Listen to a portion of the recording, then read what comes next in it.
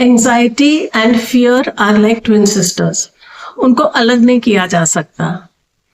तो जब भी एंजाइटी होती है ना, कभी नोन वजह से होती है, कभी अननोन फियर होता है। Sometimes we know the triggers and उसके साथ बहुत सारा फियर होता है, और हम जितना कंट्रोल करने की कोशिश करते हैं एंजाइटी को, उतना ही वो बढ़ती है, उतना ही फियरफुल और स्केरी बन जाती है।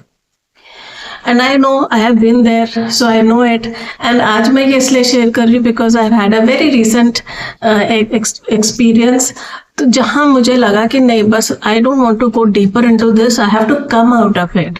और उस समय बड़ा मुश्किल हो जाता है, it is easier said than done, but the simple thing to do is first accept, acknowledge something is happening, accept it, see what it is trying to tell you and know कि reality में क्या है और हमने उसको head में multiply करके कितना बड़ा बनाया है, and उसके बाद take the action. So पहला हो गया A is acknowledge, second A is accept, third A is take the action. Action हमें क्या है ना, disengage करना है उस चीज से, that we have to come out of it. तो disengage करने के लिए सबसे पहले physically आप वहां से हट जाइए, that will आपका वो जो होता है ना chain of thoughts, वो break होगा। So physically आप हट गए and then give this command to your mind कि you have to come out of it, you don't want to get into it, so you're ready to now face इट। तो वो mind body synchronise होगा, वो message मिलेगा and you will be in alignment to do that, take that step of coming out of it.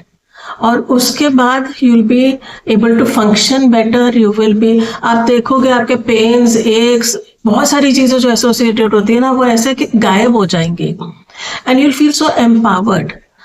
I am feeling empowered, that is why I thought I should share it with you. Maybe आप struggle कर रहे हो, आपके कोई जान पहचान वाले struggle कर रहे हो, तो please follow this simple ritual, simple step of disengaging yourself, and it is just that thought, पहले वो thought आना और उस thought वो command देना है अपने, and your mind and body will follow it.